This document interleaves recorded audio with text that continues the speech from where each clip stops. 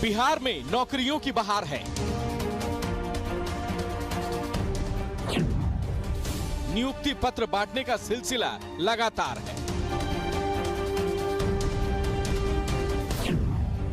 आने वाले दिनों में बहालियों की भरमार है। विज्ञान एवं प्रावैधिक विभाग के नव चयनित 281 सहायक प्राध्यापक और पंचायती विभाग के 144 प्रखंड पंचायत राज पदाधिकारियों को कुल मिलाकर के 425 पदों पर नियुक्ति के लिए आज सब लोगों को जो दिया जा रहा नियुक्ति पत्र का वितरण किया जा रहा है। ये खुशी की बात है। लगभग 50 से 60% जो युवा है वो बिहार में, आप समझते हैं कि इनके लिए सबसे बड़ा अगर कोई समस्या अगर था तो बेरोजगारी था। फिर भी नौकरी के लिए प्रदर्शन जोरदार है।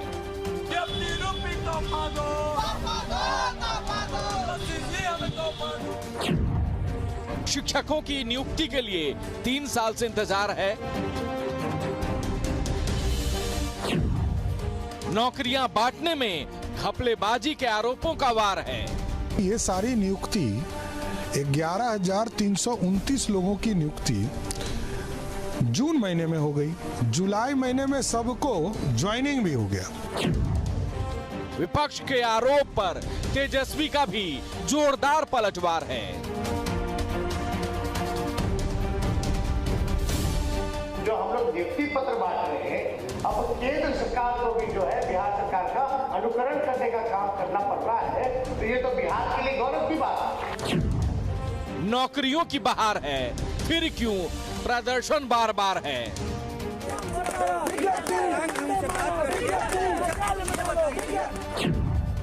नौकरियों की बहार, सियासत अपरंपार।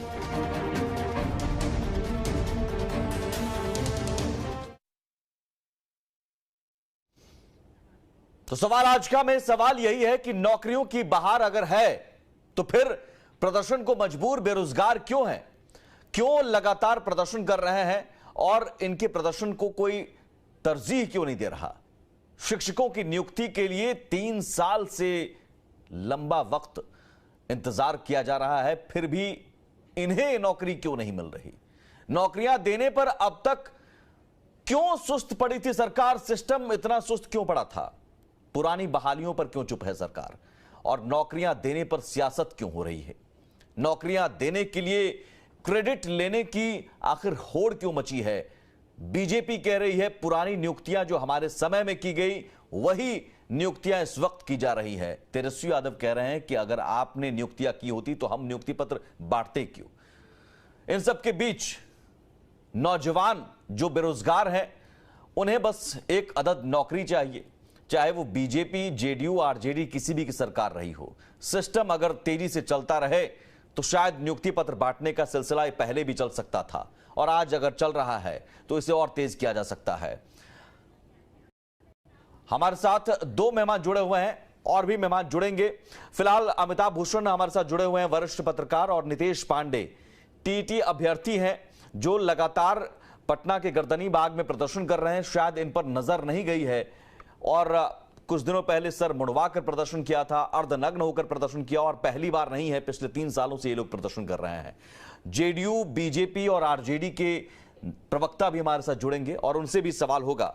लेकिन सवाल नितेश पांडे, नियुक्ति पत्र बांटे जा रहे हैं, आज तेजस्वी यादव का जन्मदिन भी है, आप लोगों ने भी जन्मदिन मनाया है केक काटकर। आप लोगों को नियुक्तियां क्यों नहीं मिल पा रही? सरकार कह रही है नौकरियों की बहार है।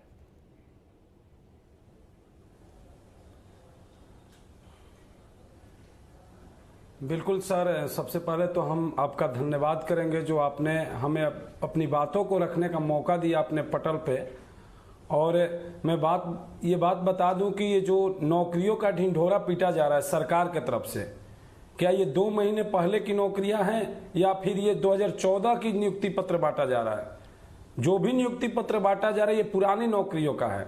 और जो बहाली दिया जा रहा है 100-200 का, जो पूरे बिहार के लाखों शिक्षक का रिक्त पद है, उसको क्यों नहीं भरा जा रहा है? आपको अगर बहाली ही करनी है, अगर शिक्षकों की नियुक्ति करना है, विद्यालयों को सुधारना है, शिक्षा व्यवस्था को सुधारना है, रोजगार देना है, तो आपके मुख द्वारा ही कहा गया ये वाणी है कि 1/4 भाग शिक्षा विभाग में खाली है रिक्तियां, तो फिर आप उसमें से कुछ भाग को भरिए। पुराने बहालियों को आप गिनवाइए मत कि पुराने बहालियों में हम नियुक्ति पत्र बांट दे रहे हैं। आप लोगों को भी तो आश्वासन दिया गया, गलत नीति है आपका, जिससे आप पर बुरा प्रभाव पड़ रहा है, सकारात्मक नहीं नकारात्मक। बिल्कुल, कितने बार आश्वासन दिया गया है, यह आश्वासन का आप देख रहे हैं, यह आश्वासन ही लेकर हम बैठे हुए हैं। हम लोग को मतलब लिखित आश्वासन मिला है। जब मई में हम लोग आंदोलन कर रहे थे तो 26 मई के दिन 22 दिवसीय आंदोलन चला था मई में, तो 26 मई के दिन शिक्षा विभाग द्वारा जो प्राथमिक निदेशक हैं उनके द्वारा एक पत्र निर्गत किया गया था, जिसमें कहा गया था, उसमें शेड्यूल जारी किया था। वो शेड्यूल में था कि जो भी रिक्ति गणना हो या आरक्षण को बांटना हो रिक्तों को, उसको हम बांट करके और जुलाई के अंतिम में हम आपका नोटिफिकेशन और शेड्यूल देंगे।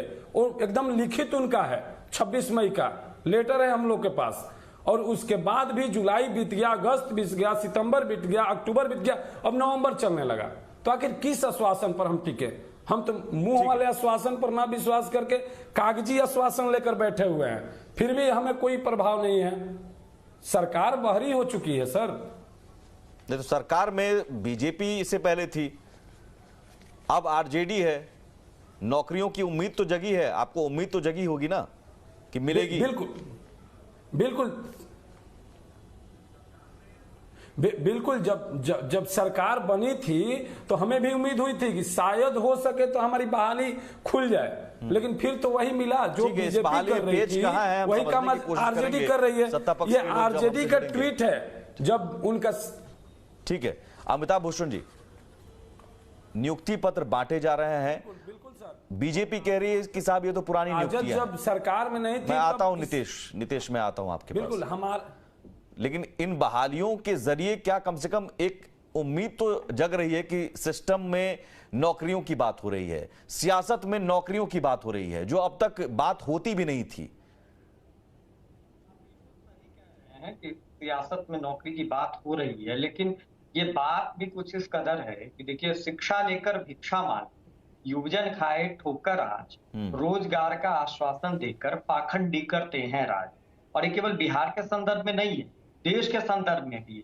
सियासत की यही हकीकत है कि यहाँ पाखंडी और मारतंड लोग, जो पाखंड के मारतंड हैं, वो हर बार यही करते हैं। आप बिहार में आंकड़ों में देखिए सुमित भाई, इस समय 35 लाख से ज्यादा बेरोजगार बिहार के भीतर हैं जो नौकरी मांग रहे हैं। 19 लाख से ज्यादा लोगों ने ग्रुप डी के लिए आरआरबी में अप्लाई किया है।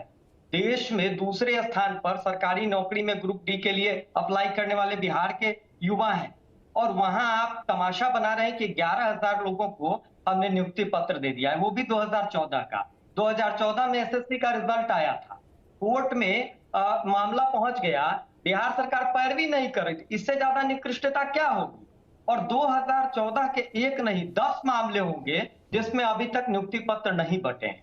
आप सरकार में आने से पहले तेजस्वी ने कहा था कि 10 लाख रोजगार हम देंगे। जब वो सरकार में आते हैं, पहली कैबिनेट की बात थी, तो उनके चाचा जी जो है वो गांधी मैदान से 15 अगस्त पर कहते हैं इसको डबल कर देंगे। ठीक है, जुमलेबाजी चल रही है क्या? बिहार गुजरात हो गया है क्या कि पकौड़ी तलना भी रोजगार होगा? अभी बिहार सरकार लोन मेला लगा रही है।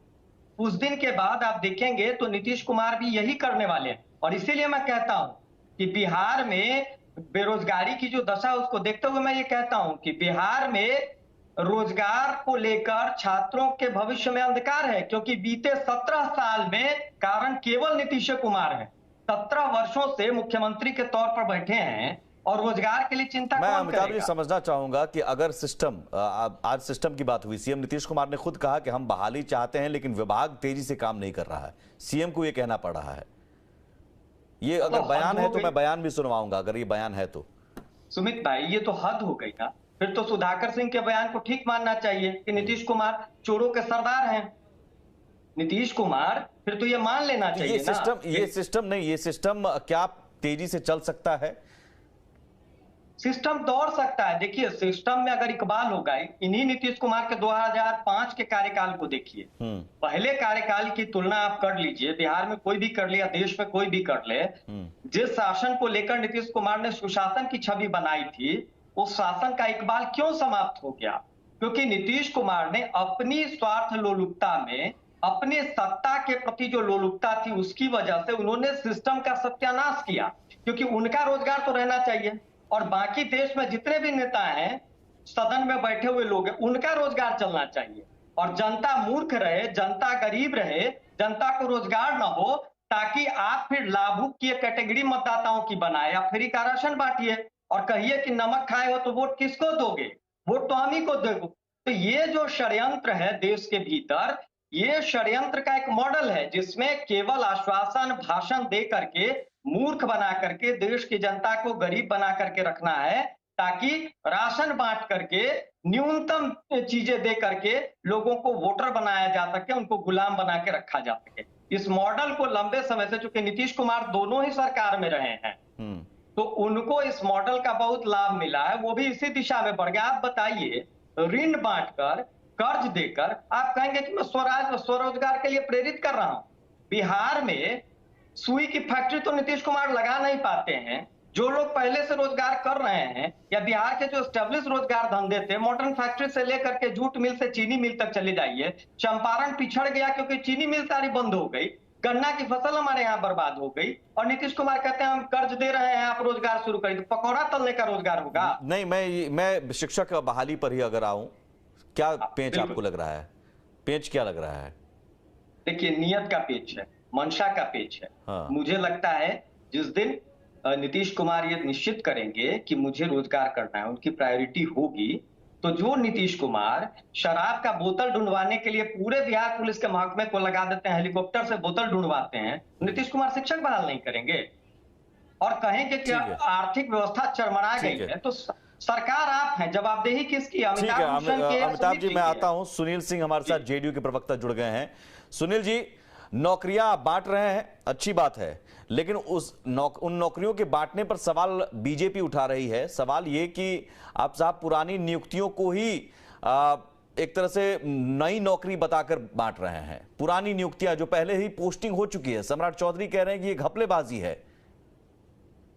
देखिए, सम्राट चौधरी जी क्या कहते हैं इस पर मुझे कुछ नहीं कहना है, क्योंकि वो सत्ता जाने की अटपटाहट में कुछ से कुछ एक मुद्दा लेने की कोशिश कर रहे हैं। मुद्दा उन्हें मिल नहीं रहा है, क्योंकि ये मामला इतना बड़ा है कि नीतीश जी ने एक प्रॉमिस किया है 20 लाख रोजगार के बारे में, और आप जानते हैं कि Nitish ji man of words हैं, और जब नीतीश जी जो 20 लाख रोजगार या नौकरियां जो बिहार में देंगे, वो एक ऐसा मॉडल होगा जो पूरे, अगर बिहार का अनुकरण किया जाए तो पूरे देश की बेरोजगारी दूर करेगा। तो पूरा देश भी उस मॉडल को देखना चाह रहा है। उसी क्रम में आए दिन नौकरियां दी जा रही हैं और नौकरियां बाकी अन्य विभागों में पाइपलाइन। अब सुनील जी, लेकिन इस पर एक सेकेंड, इस पर अब चूंकि नौकरियां आनी शुरू हो गई, तो हर में कोई एक चीज को, कि मान लीजिए कोई एक आध नौकरी की एडवर्टीजमेंट पहले हुई होगी, मैं उसे तो इनकार नहीं करता, लेकिन इतनी नौकरियां जो आ रही हैं, इतनी नौकरियां जो आएंगी, सबका क्रेडिट वही लेने के लिए है क्या? नहीं, आप सबका क्रेडिट आप ही लीजिए। नीतीश कुमार ही है पिछले 17 सालों से ना, तो सबका क्रेडिट आप ले लीजिए, लेकिन जो नहीं हो रही है उसकी भी उसका भी जवाबदेही तो आपको उसकी लेनी पड़ेगी ना। आपके बगल में नितेश पांडे विंडो में हम चाहेंगे रखें उन्हें, अर्धनग्न प्रदर्शन कर रहे हैं, मुंडन करवा रहे हैं, सर मुंडन करवा के अभी भी गर्दनी बाग में बैठे हुए हैं। तो ये 20 लाख में ये 1.5 लाख जो नौकरियां शिक्षक अभ्यर्थी जो हैं, वो जो पिछले 3 साल से मांग रहे हैं कि साहब आपने आश्वासन दिया, उनकी जगह कहीं है?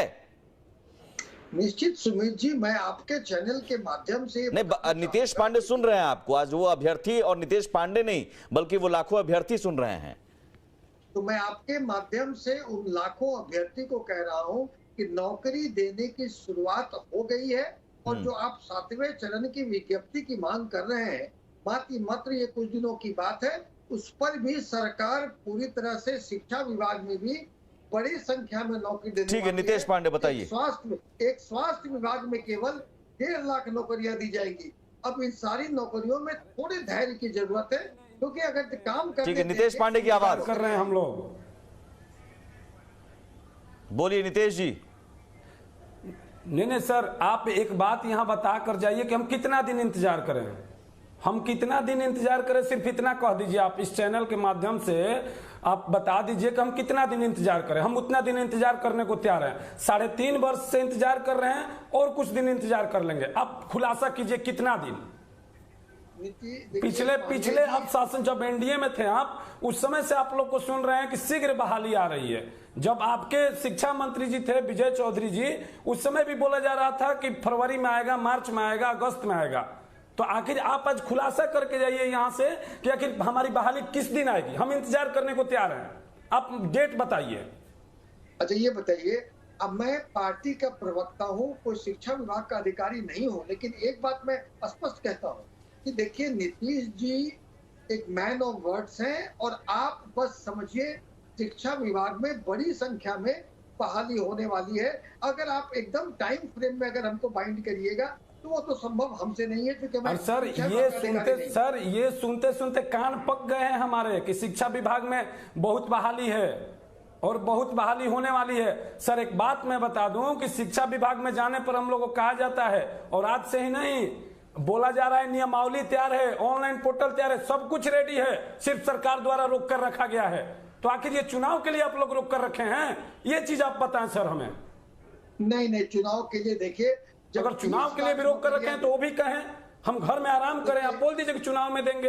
देखिए जब 20 लाख नौकरियां दी जाएंगी, अरे सर 20 लाख हमें नहीं चाहिए सर, 1 लाख ही बहाली दीजिए ना। एक केवल सवाल आपका नहीं ना है, सवाल पूरे बिहार के। अरे सर 3.5 साल से हम इंतजार कर रहे हैं, आपकी ही सरकार थी। आपका केवल सवाल नहीं है, पूरे बिहार के बेरोजगार नौजवानों को रोजगार देनी है, नौकरियां देनी है। उसी क्रम में बहुत महत्वपूर्ण है कि आप भी हैं, और आपका भी 7वें चरण की विज्ञप्ति बाकी तो अन्य जो प्रक्रिया है उनको भी शिक्षा विभाग में भी बड़े पैमाने पर शिक्षकों की नियुक्ति होने जा रही है। थोड़ा धैर्य रखें, प्रक्रियाधीन है। सर 3 साल से धैर्य रख रहे हैं, 3 साल से। देखिए आप, मैं सर वही तो पूछ रहे हैं, डेट हम जानना चाहते हैं कि कौवा महीना तक धैर्य रखें। सर मैंने कहा ना कि मैं शिक्षा विभाग का अधिकारी नहीं हूं, लेकिन शीघ्र ये होगा, ये मैं कह सकता हूं। चलिए शीघ्र होगा। जैन जिज्ञासु आरजेडी के नेता जुड़ गए हैं हमारे साथ। अरे सर आपकी तो सरकार, मैं आता हूं नितेश मुख्यमंत्री नीतीश कुमार जी हैं। नितेश, आरजेडी के नेता जयंत जिज्ञासु भी जुड़ गए हैं। जयंत जी, आप छात्र नेता और छात्रों के हित की बात करने वाले, युवा उप मुख्यमंत्री भी हैं। नौकरियों की बात हो रही है, नौजवानों को कुछ नहीं चाहिए। एक पुराना गाना है जिससे ही मैंने शुरुआत की आज शो की, कि एक नौकरी का आदत, नौकरी का तलबगार हूं मैं, कुछ और मांगू तो गुनहगार हूं मैं। अब वो नौकरी मांग रहे हैं, आप कह रहे हैं नौकरी साहब हम दे रहे हैं, नौकरियों की बहार हमने ला दी है। उन नौकरियों की बहार के बावजूद अगर गर्दनी बाग में नितेश पांडे जैसे हजारों अभ्यर्थी प्रदर्शन करने को मजबूर हैं, बीजेपी अगर आरोप लगा रही है, चलिए उस आरोप को हम साइड रखते हैं, उस आरोप पर हम आते हैं बीजेपी के जब प्रवक्ता जुड़ेंगे तब। लेकिन अभी तो उन अभ्यर्थियों की बात कर रहे हैं। अगर नौकरियों की बहार है तो ये अभ्यर्थी प्रदर्शन करने को मजबूर क्यों हैं, क्यों प्रदर्शन कर रहे हैं? फिर तब तो इन्हें भी मिलना चाहिए ना कि भाई हाँ मुझे भी नौकरी मिलेगी। क्यों सर मुड़वा कर बैठ रहे हैं, अर्धनग्न होकर प्रदर्शन कर रहे हैं? जी, ऐसा है कि पूरे बिहार में अलग अलग महकमे में जहां कहीं भी रिक्तियां हैं, उन सब को लेकर सरकार बहुत संजीदा तरीके से पहले दिन से ही इस बात को लेकर फिक्रमंद है कि हम उन सभी रिक्तियों को भरें और हर विभाग में भरें। शिक्षा विभाग महत्वपूर्ण विभाग है, और हम यह मानते हैं कि जो शिक्षक और छात्र का अनुपात है वह संतोषजनक नहीं है, सिर्फ बिहार नहीं पूरे देश के अंदर। तो जो जितने पोस्ट हो सकते हैं हम समझते हैं कि वह भी नाकाफी है। और यह तो रही स्कूली शिक्षकों की बात। विश्वविद्यालयों में भी, कॉलेजेस में भी कई पोस्ट सरेंडर कर दिए गए। पहले आ जाइए जयंत जी। तो पुरानी बहाली है ना, जो 3 साल से इंतजार कर रहे हैं अभ्यर्थी। दुरुस्त नितेश पांडे हैं आपके साथ जुड़े हुए, उनकी वो अपनी बात कह भी रहे हैं। नहीं, इन तमाम अभ्यर्थियों के प्रदर्शन को लेकर हम संवेदनशीलता के साथ सोचते हैं कि ये कोई गैर वाजिब मांग तो है नहीं, इनकी बहुत ही जरूरी और बहुत ही ठोस मांग है और इसके लिए प्रदर्शन करना पड़ रहा है। हम समझते हैं कि समय पर बहाली में विलंब हो रहा है और उसको निश्चित रूप से जो भी नियमावली है उसमें कहीं कोई व्यतिक्रम ना हो, कोई अनियमितता, कोई विसंगति नहीं हो, इस सब को ठोक बजा के देख सुन के जल्दी ही कितना ठोक बजाइएगा? नहीं, मैं कह रहा हूँ कि ये 3 साल से ठोक बजा रहे हैं। हम लोगों का वायदा रहा है, कि अभ्यर्थियों की मांगों को पूरी संजीदगी से आप भी छात्र से अब राजनीति में हैं और जाहिर है नेतागिरी में उतर रहे हैं और नेताओं की भाषा में तो थोड़ा आपको एक संयमित होकर बोलना पड़ा है। खुलकर आप भी नहीं बोल पा रहे हैं, आपकी मजबूरी है, मैं समझ रहा हूं। खुलकर बोलने वाले आप माने जाते हैं, आपके भाषण मैंने सुने हैं, लेकिन यहां पर थोड़ी मजबूरी हो सकती है और आपकी मुस्कुराहट बता रही है। सवाल यह है कि 3 साल विधायकों के वेतन बढ़ने की बात आती है, तुरंत बैठक प्रस्ताव आता है, वेतन बढ़ जाता है। विधायकों के आवास की बात आती है, आवास रेडी। माननीयों के सुख सुविधाओं की बात आती है, तुरंत सब कुछ सिस्टम दौड़ने लगता है वहां पर। और इन नौजवानों को आप 3 साल से ज्यादा वक्त बीत गया, आश्वासन सिर्फ दे रहे हैं शीघ्र शीघ्र शीघ्र। वो शीघ्र कब आएगा पता नहीं। 3 साल से ज्यादा वक्त बीत गया। 2014 में एसएससी की परीक्षा हुई थी, हाल में रिजल्ट निकला और अभी तक बहाली नहीं हुई। 8 सालों में सिस्टम इस गति से चलता है जयंत जी, 8 सालों में। और इस सिस्टम से कैसे नौजवान उम्मीद कर लें कि हां नौकरियां मिल जाएंगी, एकदम लाखों 1.5 लाख एक साथ मिल जाएगी? देखिए, हम वैसे लोगों में से नहीं हैं जो सारा दोष सिस्टम के नाम पर मरते। हम समझते हैं कि सिस्टम को चलाने वाला भी कोई है। हाँ। और उसकी अपनी एक जवाबदेही होती। तो कोरोना के समय में कहा गया कि सिस्टम में खामी है। नहीं, सिस्टम को कोई चला रहा है और उसका उत्तरदायित्व तो भी तय होना चाहिए। तो चलाने वाले में खामी है? हम समझ, आप मान रहे हैं? नहीं, हम करें, हम सिस्टम को दोष नहीं दे रहे। तो सिस्टम चलाने वाला में खामी है। कौन है चलाने वाला? सिस्टम चलाने वाला कौन है? मैं कह रहा हूं कि अभी 2 से 2.25 महीने 2.5 महीने सरकार में आए हुए। अरे तो इससे पहले कौन चला रहे थे? नीतीश जी चला रहे थे, मुख्यमंत्री तो नीतीश कुमार थे ना। अतीत की बातें हम नहीं कर रहे। हम कह रहे हैं कि वर्तमान में आप कह रहे हैं कि इससे पहले बीजेपी सिस्टम चला रही थी क्या, इसलिए सिस्टम स्लो था? नहीं, ये दुरुस्त बात है कि 9,476 जो नवनियुक्त लोग थे स्वास्थ्य कर्मी, उनको एक साथ हम लोगों ने नियुक्ति पत्र बांटा। आज भी जो तेजस्वी जी का जन्मदिन है उस रोज भी 2 महकमे के लोगों को ये दिया गया। एक जमाने में कर्पूरी जी ने एक साथ इंजीनियर्स को बुलाकर, उस पर तो बीजेपी के नेता सम्राट चौधरी कह रहे हैं कि ये तो घपला है, नियुक्ति पत्र बांटने का घपला है, नौकरियों का घपला है। संजीव चौरसिया जुड़ गए हैं, बीजेपी विधायक। 10 रुपया 5 रुपया के चक्कर में पड़े हैं 2000। मैं आ रहा हूं नितेश पांडे, 1 सेकंड में आ रहा हूं। संजीव जी, 10 रुपया 5 रुपया के नोट के चक्कर में पड़े हैं सर, 2000 नोट छोड़ के। वो दर्द है। नितेश पांडे, मैं अब आ रहा हूं। संजीव चौरसिया जुड़ गए हैं। संजीव जी, ये घपला का आरोप क्यों लगा रहे हैं? नियुक्ति पत्र बांटा जा रहा है तो स्वागत कीजिए ना, नौकरियां दी तो जा रही हैं कम से कम। आज नियुक्तियां जब होनी थी उस समय तो रोक लगा के मुख्यमंत्री के नाते था, माननीय मंगल पांडे जी स्वास्थ्य मंत्री थे, उसी समय सब रिक्तियां सब हुई थी या नियुक्ति की प्रक्रिया थी। आज उसी को अपने थपथपाने के काम कर रहे हैं, इसको और क्या कहिएगा। होना तो सृजन को एक दिन में नौकरियों को नहीं होता है, उसकी प्रक्रिया होती है, फाइल रहती है, सब उस समय करके जब हम लोग सरकार में सम्मिलित थे उस समय का सब करके रखा हुआ है। और अब बांटने का काम कर रहे हैं और अपना थपथपाने का काम कर रहे हैं। आज सबसे बड़ा प्रश्न है कि 10 लाख नौकरियां फर्स्ट कैबिनेट के मीटिंग पे वादा करने वाले माननीय उप मुख्यमंत्री का जवाब देना चाहिए कि ऐसे कितने कैबिनेट की मीटिंग हो गई पर कहां अभी तक नौकरियों का सृजन हुआ, चाहे नौकरियों का प्रतिफल हुआ। जवाब ले लेंगे क्योंकि ब्रेक पर जाना होगा। संजीव जी, आपको पूरा समय ब्रेक के बाद हम देंगे, ब्रेक लेना जरूरी है। लेकिन ब्रेक के उस पार नौकरियां अगर रखी गई थी पहले की तो फिर नियुक्ति पत्र देने में देरी क्यों हो रही थी? और नियुक्ति पत्र अगर दिया जा रहा है पुरानी नौकरियों का तो पुरानी बहालियों का क्या हुआ? पुरानी बहालियां जो 3-3 साल से अटकी पड़ी हैं उस पर सरकार का ध्यान क्यों नहीं? सिस्टम तेज गति से दौड़ता है, अगर ये अभी दौड़ रहा है तो फिर प्रदर्शन को मजबूर क्यों है बेरोजगार? और अगर स्लो है तो स्लो सिस्टम है क्यों नौकरी के मामले में? ब्रेक के उस पार।